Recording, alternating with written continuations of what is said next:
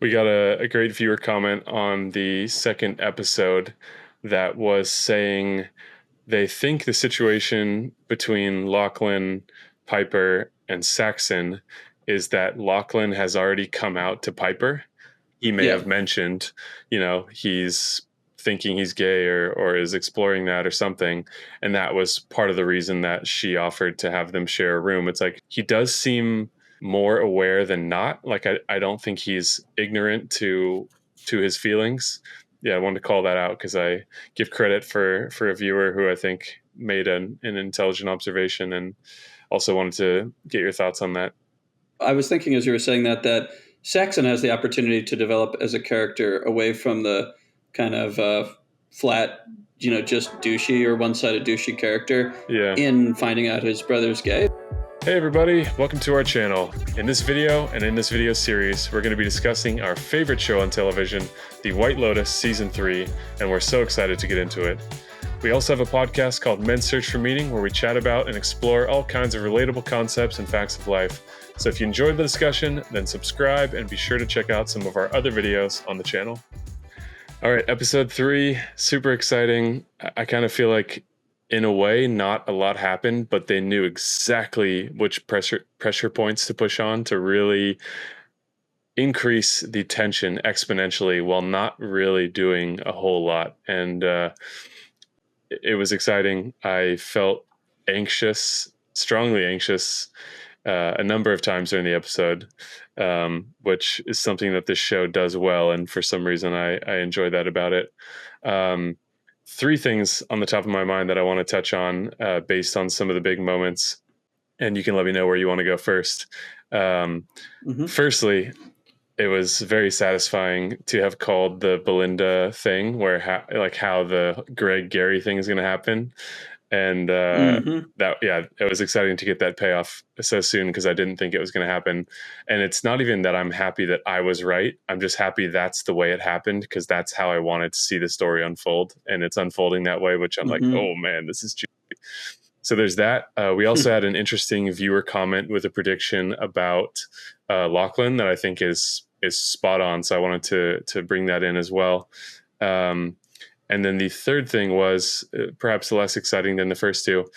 I'm curious if you felt generally like there was a spirit of dishonesty in this episode. Perhaps it's pervasive to the whole show itself, especially this season. But I just noticed how in every relationship that I can think of, there was a strong theme of dishonesty in this episode. And I thought, what an interesting thing to happen. So I want to get your take on that too. So of those 3 things, what do you feel most drawn to jump into? Believe it or not, the third one, but I'm not going to make you do that because I think you are much more interested in the first 2.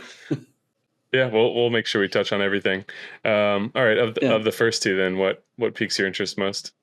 Let's go with the Belinda moment of noticing Greg/Gary. Yeah, all right.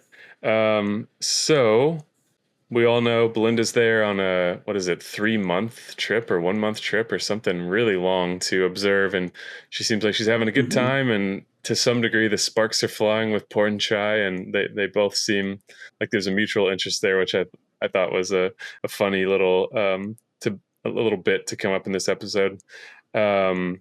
She notices Greg/Gary in the previous episode and kind of looks off trying to figure out who he is and lets it go. And then it was when she was telling the story of how her past year has gone, I think she said the past year, she remembers Tanya, and then she's like, wait a minute, that's where I know this guy from. And she approaches him and he kind of tries to brush it aside, but he looks concerned, like he's been discovered as someone who was trying to hide. And then there's the eeriness in her suite later where she hears some creaking, like someone's inside her place, either looking for information or wanting to cause her harm. And the people that were in Greg's company are now like, that was at least a little bit weird that someone so strongly thought that they remembered him. And yet he's like, nope, that's not me. I'm Gary. And I think he handled it pretty well in his defense. But yeah, what do you think?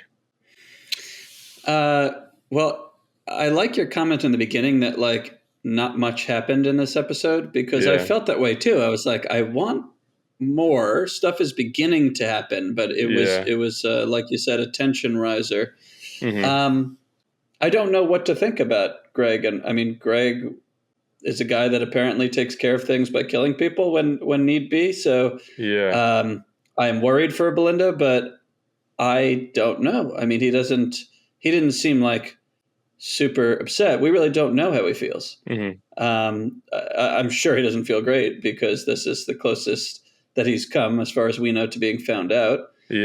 Um, but it doesn't seem like Belinda knows that she was killed, though. She didn't mention that to Porn Chai. Correct. Yeah. And she didn't seem alarmed in that way. She was just like, it seemed like she wanted to recognize someone and him be like, oh yeah, I went there. And she's like, oh, what Yeah. a small world, just a little small connection. But Mm-hmm. that brings up an interesting piece that I had wondered if it would come up, which is, I don't know if it was just the story that Greg told Chloe, or if after Tanya hit her head, some other people came and like disposed of the boat, cleaned things up, dumped the body somewhere. Because she mentioned that Tanya's death was a suicide, and we don't know if that's the way it was reported to the newspapers. I'm starting to get the impression that that guy swam off, told people what happened. They then came to fix the situation and not let a murder for hire plot get released. And then they dump her body in the ocean, or, just dump her leg in the ocean after disposing of her body somewhere else, and claim that, Mm-hmm. she had a manic episode, she committed suicide or something. So it really appears like it's been Mm-hmm. covered up, or Yeah. Greg is just lying to Chloe. But I would expect, with how much effort they put into this plot, that they did cover it up, which is quite the development in that component of the story. Yes. Remind me who Greg is. Greg is Oh, you're talking. yeah, Greg, Oh, oh. Tanya's Wait. So ex-husband, Greg Gary. Wait. So Greg Gary. Oh, so he was the one that said that. I'm forgetting who said that in the episode, because I No, remember it being Chloe recorded. So. said that when she and Chelsea were at the pool. And she said, "Oh yeah, Oh, his yes. wife, real mental patient. Like, oh, she killed herself. Like, that's how crazy she was. And one day she just wandered into the ocean and never came back. And they just found her leg somewhere. I Oh, think yeah. Okay. So I remembered that, but I was like, Greg didn't say that. That he doesn't say anything. But correct. you're saying in the background, he obviously told her. Right. Yep, yeah. And I'm wondering, is that Okay. just what he told her, or is that the way things were leaked, to the public, or the information the public got? And I think it's the latter. Because of how much care and attention they put into that plot, and the fact that he's not implicated. There would probably be a lot of text messages, phone calls, emails that could implicate him on the phones of the deceased people on the boat. So an investigation could have ripped that situation apart for him. And it doesn't appear it did, though he is kind of in hiding. So He's kind of in hiding, but he seems relaxed to me.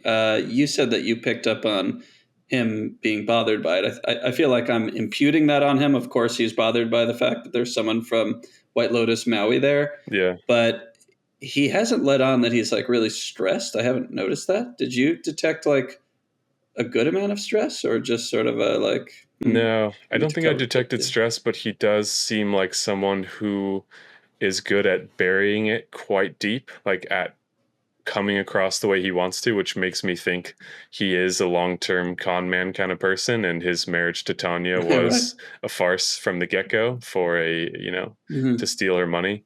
So that's the impression I Mm-hmm. get. He's really good at pushing those things down and presenting the way that he chooses to, but he was quite solemn. And then, to add insult to injury, he sees his young girlfriend staring at the attractive young guy, and being flirtatious, and he's just like,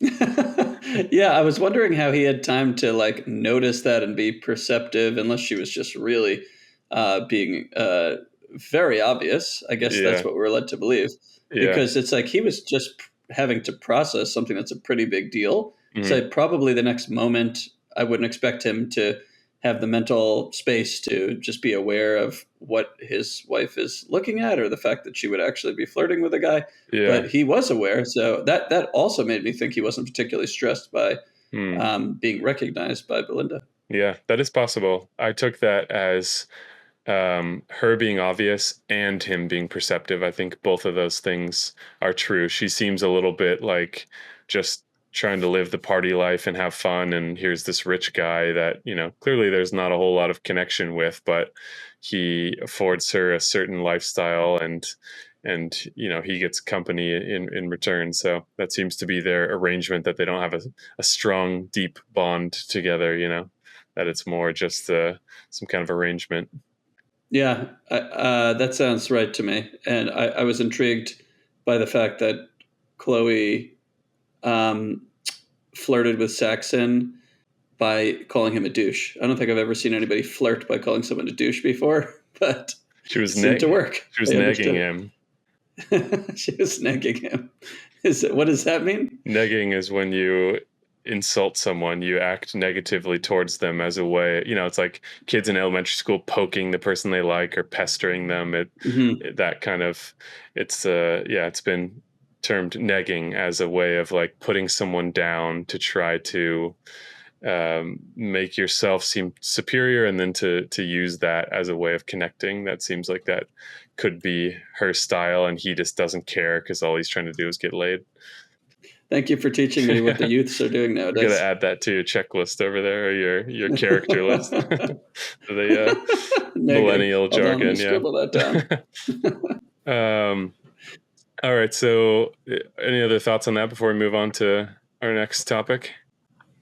No, I don't know what to do with that information. Yeah. It's interesting, but I'm like, I don't know what's going to happen. Not too much was given away. Yep. So I'm more interested in the other things for this. We'll get right back to the video. But first, we just want to remind you that if you're enjoying the discussion, to please like and subscribe and share your thoughts in the comments below.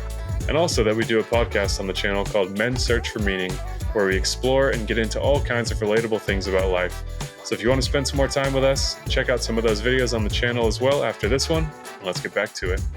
I agree. Yeah. So we got a great viewer comment on the second episode that was saying they think the situation between Lachlan, Piper, and Saxon is that Lachlan has already come out to Piper as by far the most open-minded and probably supportive person in the family.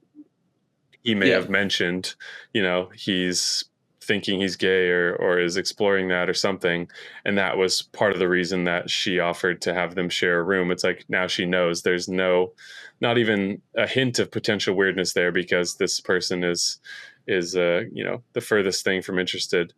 And so I think that's probably the case. I could really see that being true, and a lot of their behavior together would align with that. He does seem more aware than not. Like I don't think he's ignorant to his feelings, because he goes into his posture correction thing, which turned out to be a pseudo therapy session. And they mentioned he's crossing his legs sort of to the feminine side or something like that. You're defending yourself with your feminine side, which is a funny observation in and of itself. And that, he's unsure of himself. He's hiding something. He's defensive towards his family because they wouldn't understand him. So he seems aware, and I think if he told anyone in his family, it's obviously Piper. So yeah, I wanted to call that out because I give credit for a viewer who I think made an intelligent observation, and also wanted to get your thoughts on that. Yeah, I wouldn't be surprised if that's the case. I do like that observation. That sounds like the type of thing that, like, I can't find any reason that wouldn't be the case. And it's reminding me of the comment that Saxon made that, like, oh, let's try to get you laid towards Lachlan. Yeah. Which I'm just like, shit, this is kind of setting up for him learning that his brother is gay. Yeah. And obviously being a douche about it, I would think, continuing to be like, at least so shocked that it makes Lachlan uncomfortable, something like that, since he's kind of such a red-blooded straight guy, Saxon, and doesn't seem like thoughtful and open-minded at all. So I felt a little uncomfortable by how much he misunderstood his brother by saying, "Hey, let's get you laid. It's time to get you laid. Like, this is my project, man." Yeah. I just kind of feel bad for Lachlan because it is setting up to be a tense realization at some point. Yeah. I guess I think you're right. I guess a potential bright side of that is that can be one of those situations that goes very poorly, but ultimately helps Lachlan discover how to be more honest in his life. I think he hasn't had enough opportunities to practice that.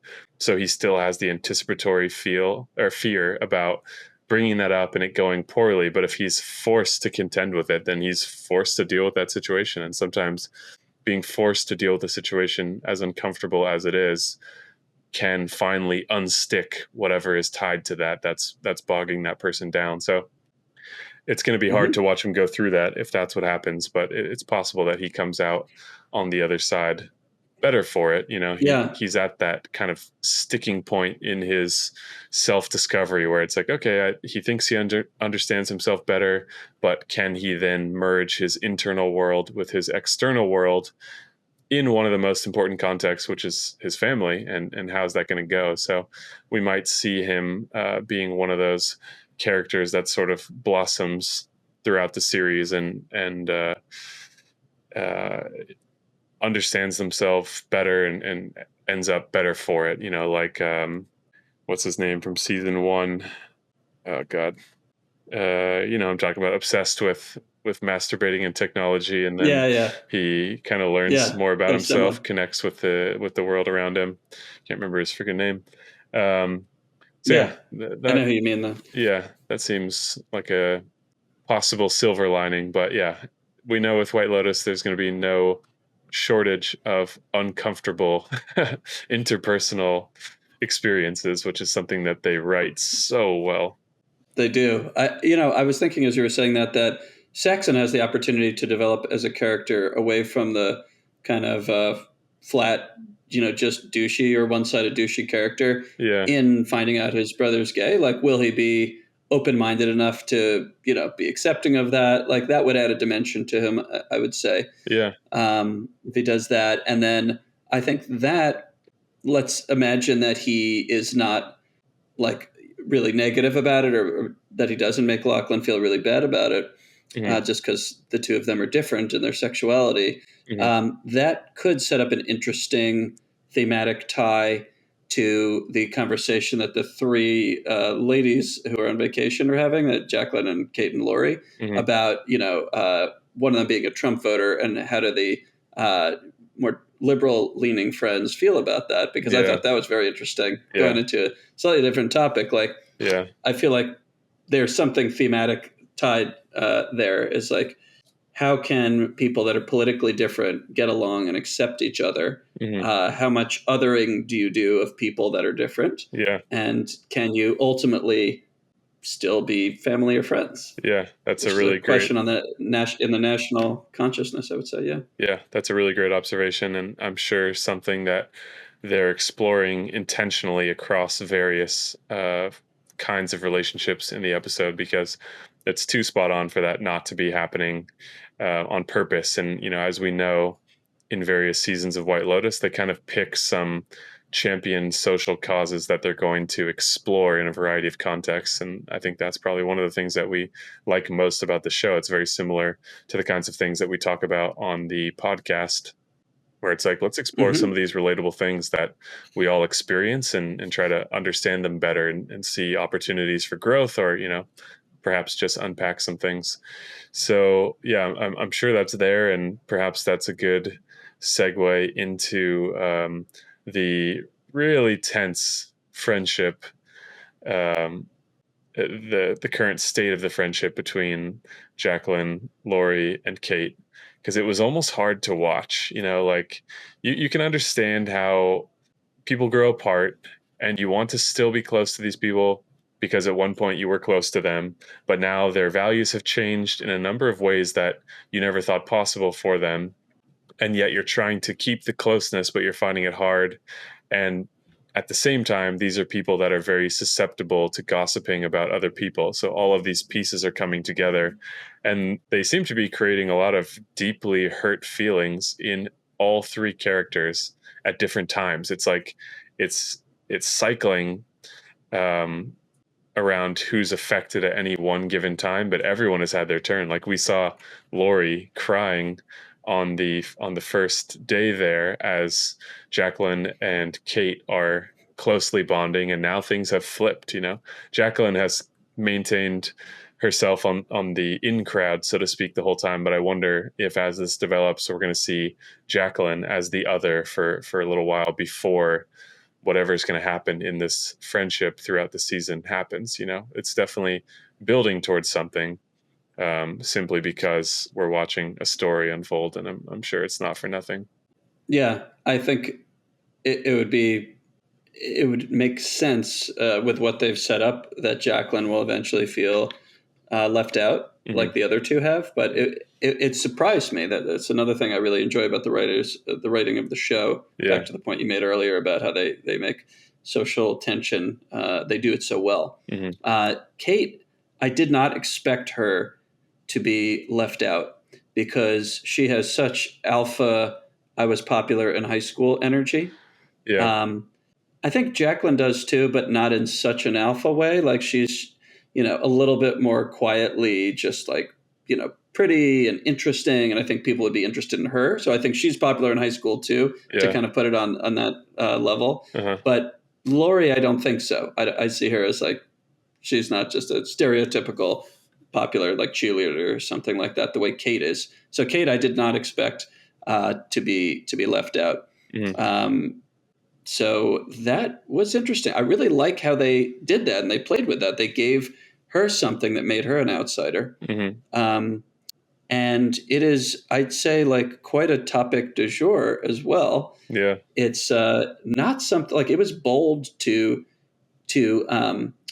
have people say the word Trump. I mean, that's a very like foreboding word in a television series when you really want people to like they're in a world of fantasy and television and they're enmeshed in a show, and then you use a word that's so controversial. Again, amongst like half the country, it's like a happy word. Among half the country, it's like a terrible word. So that's what I mean when I say it's controversial. I like how they went into that. That was ballsy.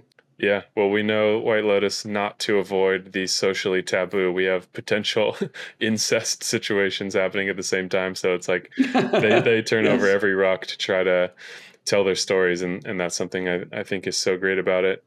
But yeah, I think you're spot on, and we could kind of see the panic setting in Kate's face, because I think perhaps based on her past as you described it, she's used to being included. She's found a way to do that at one time or another. And in the place she lives, I'm sure she's done that very well. Now she's kind of out of, fish out of water. And she looked a little panicked when they started having that conversation. And she didn't want to confirm. She said, "Oh, are we really going to talk about Trump right now?" Trying to make them look bad for going there, but they're like, well, 2 against 1 in this case. So you're the odd one out in this moment. Yes. That's true. And you're making me think of something that's fairly subtle, but to me was a big deal, which is the fact that Kate did not deny that she voted for Trump. She kind of agreed with it, basically. Like she kind of admitted it. Anything just a little bit short of being like out and out saying it by she just like smiling in the way she did. She refused to deny it, which is admission in a way. Right. But my understanding is that you wouldn't do that normally. Like I would have expected almost any character who's with friends of a different political stripe to avoid or even do a white lie, and just be like, oh, no, of course not. Like the fact that she didn't say, of course not, was very interesting to me. Yeah. Because that really is the natural thing to do, I think, when faced with potential alienation from your friends.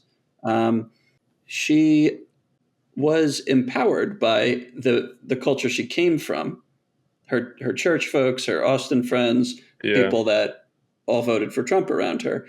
And she brought a little bit of that into the social circle where she wasn't so afraid that she ran away from it. She accepted it and brought it in as if it was like potentially okay to put into the mix. I Yeah. may be reading into it too much, but that was an unusual thing she did. I thought. Yeah.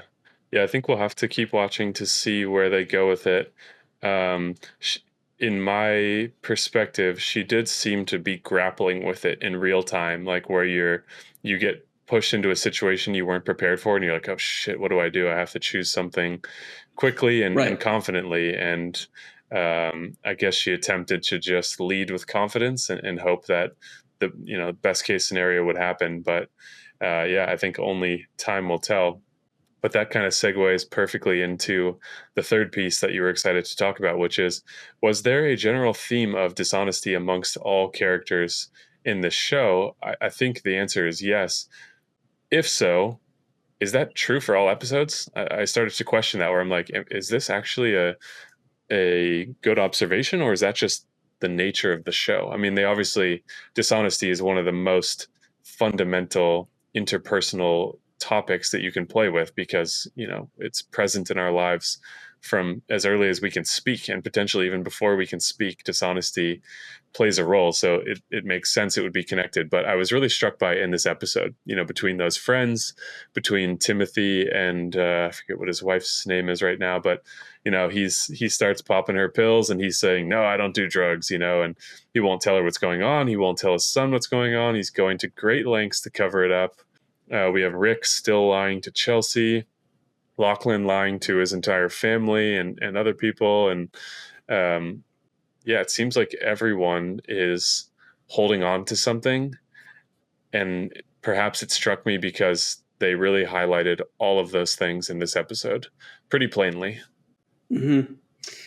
So I like that theme a lot. It reminded me of something I think similar, but Mm-hmm. I don't think I would put it exactly the same way that everybody was dishonest, because I actually do think that happens in almost every episode, that there's little bits of deceit that occur between various people. The way I would put it, and it's possible I'll come over to the exact way you're describing it, but I'm just trying to work it out right now, Mm-hmm.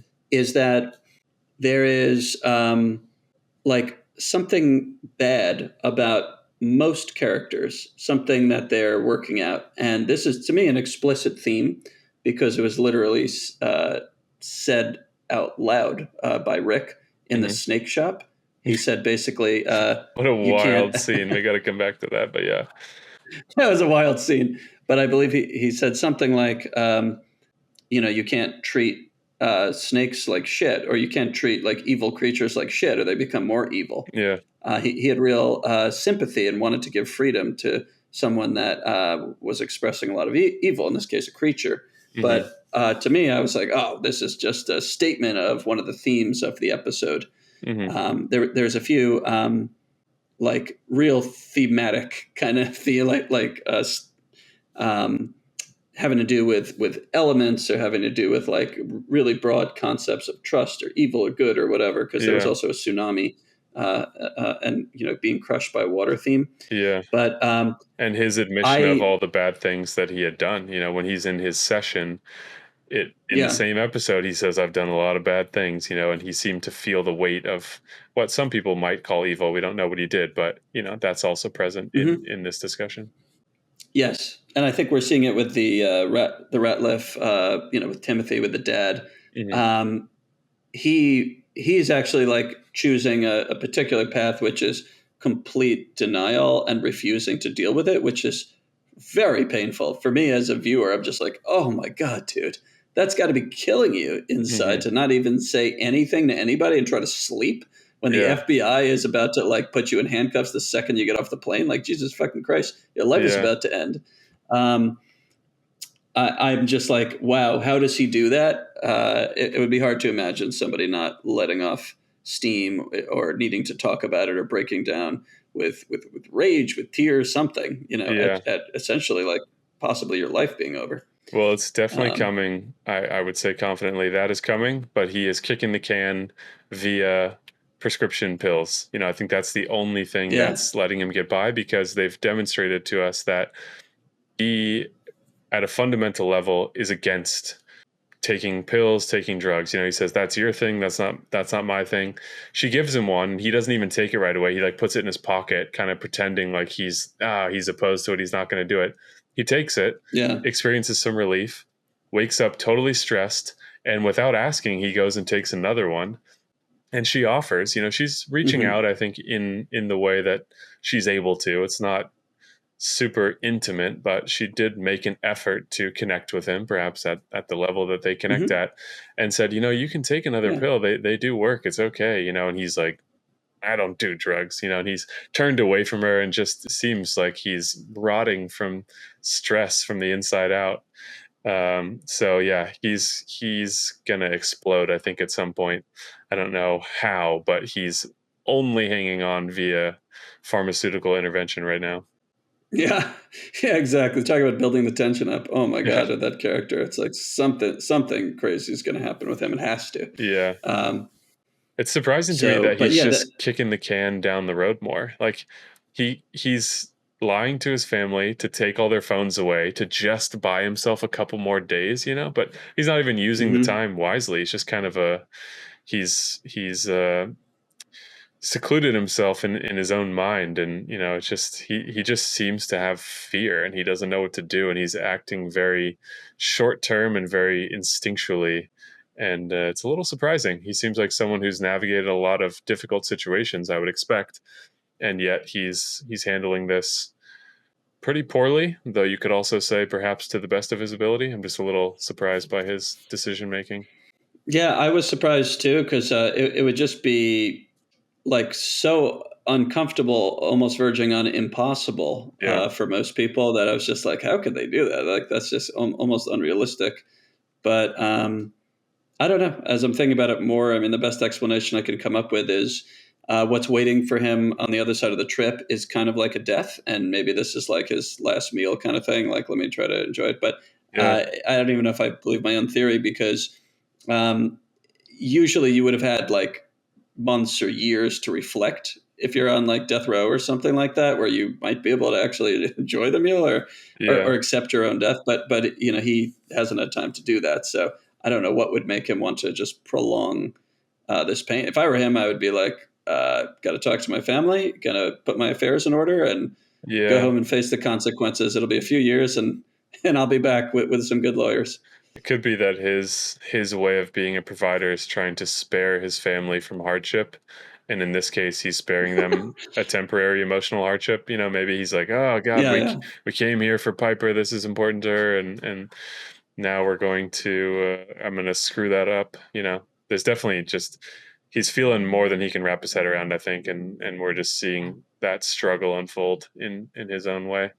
yeah. And Um, not that I would expect his character to know this, but it's like what happened to him. The energy of that is already in the room. That's my personal yeah, feeling about it. totally. It's already happened. Like if you're worried about ruining Piper's vacation, like so you're going to ruin it later. It's going to come out in some way. Like it's already happened. Yeah, So you may as well just embrace it. It's unfortunate, if you needed to wait an hour or she's like going to graduate the next day. I guess I get that, but something like this, I feel like just needs to come out. That's what happened. I think a lot of people struggle with that kind of thing. I think that's a tough one to grapple with. Um, well, let's run with that same theme and explore other dishonesty throughout. So we saw some development, I guess, with Rick, and I'm starting to feel more justified in deciding that he is a con man of some kind. The way that he Mm. talked with Sritala and and pretended to be a producer and that he's got someone to meet just so he can get her contact information. Like that was the first time we've seen him convincingly play a part to get something that he wants, because in the first episode you rightly pointed out that when she said, "Oh, my husband's not around," he wasn't like, "Oh, no problem, this place is lovely, I'm gonna have a great time." He was like, "Fuck," and like wandered off, which Mhm. was a bit more honest than I think a con man would want to be. um, Mhm. yeah, we still don't know what it's headed towards, but I feel like that was a little bit of some indication of what his past was, or what he's up to or something like that. It's too soon to say, but it was a little bit of a development that I wanted to point out. Yeah, that's true. I thought you were saying development in a good way, but No, yeah, no, no. he did fully con Sritala. Ta-la. And excuse me.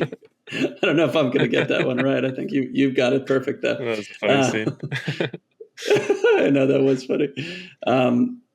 I thought, I think he's gotten a little more honest overall, though. Like, I'm kind of feeling a little bit more sympathy for him than I did in the beginning when he was just unpleasant absolutely all the time. Yeah. Let's edit that out. Achutala.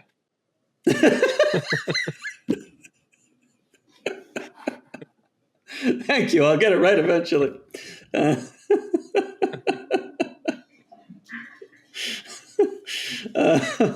So yeah, he conned her. I'm still on the theory that we said like 2 episodes ago that or I mean, I think it was last episode that you were saying that that Sritala's husband is perhaps his dad or something, but he really wants to get to him. Yeah. Jim Hollinger. Mm-hmm.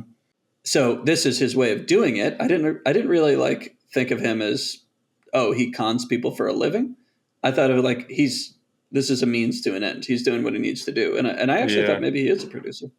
I don't know. I guess it's possible. Yeah, we really don't know much about him at all. He has money and he doesn't seem to discuss any kind of work. I guess when he talked to Greg about it, he said, "What do you do?" "Oh, a little bit of this, a little bit of that," So that implies to me at least either one, he just is avoiding the question entirely, or two, he's made his money in a variety of ways, which would paint him as a bit of a scrappier person. But I wouldn't think to do something like that, to be like, all right, I'm going to convincingly pretend to be a producer and have an opportunity and not bungle the whole situation while trying to get information from her. He had one shot at it and he seemed to do that very comfortably, which I think is just an unusual skill. I think most people would be like, "Oh my god, they're not going to believe me," or.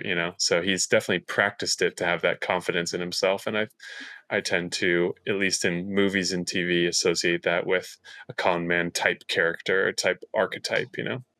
Yeah, I took it more to elaborate a little bit on what I was saying before. I took it more that he has done some producing before, Yeah, and so he was able to convincingly play that character for a moment. But he really has something he needs to get to with Jim, and he almost doesn't care what happens after that. He needs to do that, and then everything else can blow up. Sritala can hate him.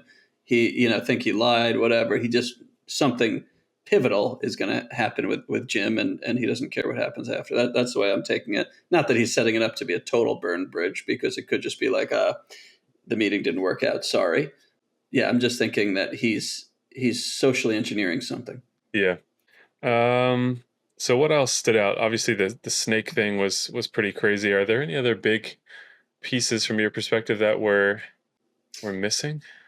There's things worth mentioning. There's a little bit with Guy Talk getting bullied by the Oh security, yeah, the Switzerland security. and potentially fired. I don't know, potentially fired. Yeah, it's like he went from like in a pretty good place, feeling kind of good about himself Yeah, earlier in the episode, maybe getting Mook's attention a little bit more, yeah. to really low on the totem pole, getting insulted, and yeah, just I would say bullied by those guys. I mean, that really wasn't pleasant for him, I'm sure. Yeah. I do read those situations as them feeling threatened. Like I feel like they wouldn't. Mm-hmm. It's that kind of thing that like it takes time to notice throughout life, that usually the people bullying are the ones that feel insecure about something to begin with. And I read this Mm-hmm. Mm-hmm. situation very similarly, where they do feel threatened for their job, but they can use this external appearance that they've cultivated at looking tough to try and intimidate. But I feel like I saw through that. And I'm not sure if he does. It seems like he may, but he did look worried, and he did seem worried, or maybe he was just second guessing himself or something. Perhaps this is a particularly difficult thing for him, feeling confident in certain kind of ways. And he was kind of testing out new waters and feeling proud of himself. And it Mm-hmm. wasn't hard to take him down a peg. as he branched out a little bit. But yeah, I do read it as he's doing something right if they are feeling worried and coming to personally attack him and try to belittle him. So I think he's going to be. I think he's going to be a heroic character, at least in some small way. I think they're setting him up for, I wouldn't call it a redemption arc, but something similar where I think he's going to have a big moment, and I think he's a likable character who they are going to ultimately treat well throughout the story, and at least I hope that's what happens. I agree. I think everything you said is spot on. I think it's an astute observation about the private security guards being threatened. Yeah, And yeah, I could see him have to rise up even further in his bravery or have to do something that's really difficult for him, but it being a continued expression of his purity yeah, as a character and as a person. hmm So yeah, I definitely feel that because he's. I was going to say he's one of the only characters that actually doesn't seem to have like a uh, skeletons in his closet, like some evil to him or whatever. But then, there yeah, is Piper and Lachlan and Belinda as yeah, well. So that's a good host of people that are pretty pure. And I mean, I don't think Belinda's like perfectly pure. yeah, I don't know why I'm saying that. Just over the many episodes I've seen her in, it's like there's like humanity in there, yeah, like just human foibles. hmm But but yeah, I think Gaitan, I have not noticed anything but just sort of, or Gaitak, excuse me, but yeah, purity there. yeah. I think that's true. Yeah, they have made it difficult to perceive certain aspects of the show because in season one we had one redeemable character basically, and we can't remember his freaking name, but uh, Hmm. yeah. I thought I would be able to just on the fly remember the name of the boat tour that he wanted to go on. He's like, I'm going on a Molokai. I can't remember what that is Oh either, but yeah, you that have was, such a good memory. I'm surprised you don't, but I that's know. crazy sounding. Hakalua? Something like that. Damn, it's driving me crazy now. Hokalani, something. Um, Something like but that. yeah, Yeah. he was kind of the one redeemable character. The other ones they seem to position as too far gone in their own way. But and because of that, I think I expect to see subsequent seasons follow suit. But they do seem to be expanding on their own idea because I think we have a number of good characters. Zion seems like a good character who really cares for his mother and is risking his life to save her. Which many people would do, but many people would not do. So yeah, there's a lot of Hmm. good in this series. So it seems, which I think is a nice balance point for all the intense stuff that they explore and get into.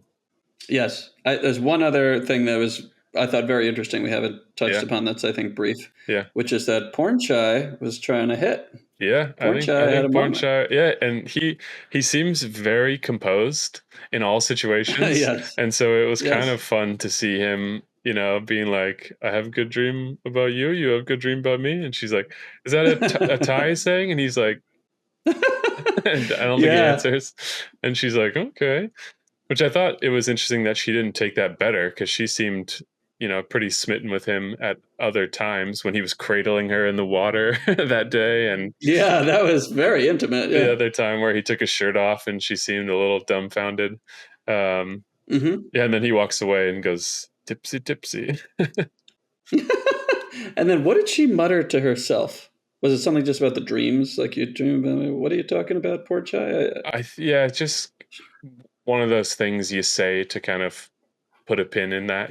She's like, "Oh, okay," something like Yeah. that. That didn't seem too impactful, but it was just her Hmm. trying to sort of summarize the situation before moving on. So I think Hmm. we'll see something happen there. They seem to spend a lot of quality Yeah. time together, and they seem comfortable around each Hmm. other. And it makes sense that in a professional capacity, they wouldn't just jump at the opportunity to sleep together impulsively. Because they're both um, in a career capacity. It wouldn't be shocking if they did, but I'm not surprised that they didn't. However, I think it's heading there because it appears that their feelings are building and they're each getting a little bit more bold with those feelings. Yeah. Well, I have felt like she's interested in him, and there were moments, the two that you talked about, Yeah, but To me, I felt bad for him in that scene because Mm. she would act. She did such a good job acting there because she really like rejected him through pure like continuing to be formal and distanced like you would with a work colleague. Yeah. That she didn't drop that for a second, even when he was basically like, "I'm looking at you, babe," Yeah. something his own way. Yeah. She didn't drop the facade for a single second, which is just awkward. But it's not like afterwards she was like, or something. If she Yeah. did one little thing to show, hey, I think there was an opening there, but she showed none of that. So I'm like, is she interested in that? Yeah, that was a little puzzling. I feel like they've showed enough that she's Mm-hmm. definitely interested, but I was a little confused by that scene, and I think this is a perfect Mm-hmm. moment to give props of the highest order to the casting, the directing, the acting. Like everything is just so spot on, I think, in terms of their image. Like you mentioned, oh, it doesn't seem like Lori was the type who was very popular in high school, but maybe her Mm-hmm. friends were. It's like, what amazing acting or directing to be able to give you that little subtlety of what you imagine this person was like in the past. That's incredibly hard to Yes. portray, and I think they just do such a phenomenal job that it's really a joy to watch their stories for that reason alone, but for all the other multitude of reasons.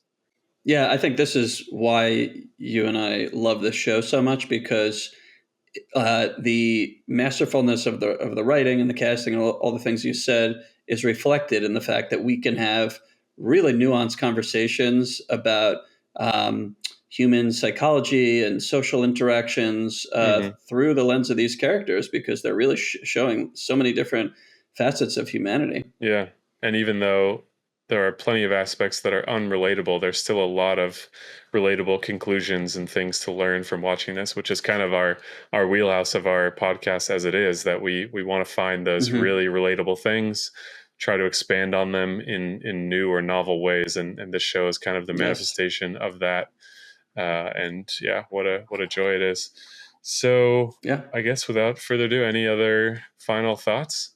Nope. Yeah. All right. Well, thank you guys for watching. Please hit the like button and subscribe and comment your thoughts below. We really enjoy reading them, and we're more than happy to call out any potential theories in the episode to see, let you get your props if you're right. I think that's a fun thing to do, and I enjoyed being able to roll that viewer comment in here because I think they're spot on. So yeah, do all those things. It's a free and easy way to help support the channel. We really appreciate it. And yeah, as we mentioned before, we have a podcast on the channel called Men's Search for Meaning, where we explore concepts not dissimilar from the kinds that are explored in this show. So we think that if you enjoyed the discussion, and if you've watched this long, you probably are. So subscribe and check out some of our other videos. We think you'll enjoy them. So thank you for watching. We'll see you in the next one.